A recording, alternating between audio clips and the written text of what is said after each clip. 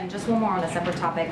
When President Biden was talking about the Manchin-Schumer deal earlier, he mentioned that there were some similarities there with Build Back Better, but this obviously wasn't a deal that had everything that Democrats initially wanted. Are there pieces of Build Back Better that are not in this new deal that the president plans on actively pursuing going forward? So right now we're going to focus on the deal that's in front of us, the Inflation Reduction Act. The president said this. It is now is the time. We believe now is the time to act. It is historic. As we know, it is going to, one of the things that we have not discussed, it's going to bring down the cost of pharmaceutical drugs, which is so incredibly important as we think about our families, as we think about our seniors, something that he has been working on since he was a senator, something that is incredibly personal to him, bringing down those costs, making sure that Medicare is able to negotiate in order to bring those costs down.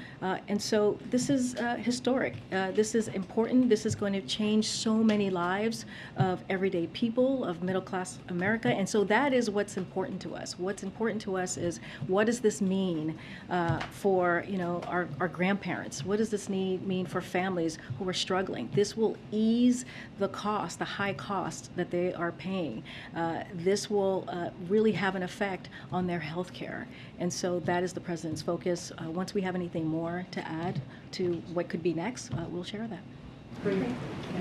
On that note, this is being called the Inflation Reduction Act, but I think when people think about inflation, they're thinking about the high cost of rent, of housing, of groceries, of gas. What does this bill do to address those concerns? Because as you mentioned, the president's been working on those other issues for a long time, which suggests that those prices have already been high for a long time.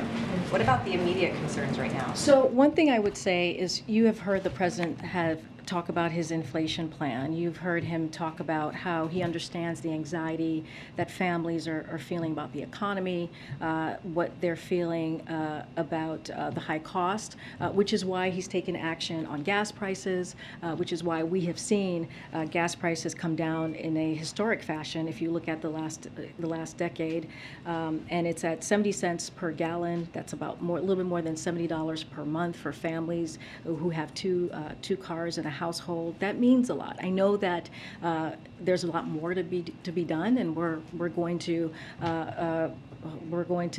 we believe more of a decrease. But what families pay at the pump does matter.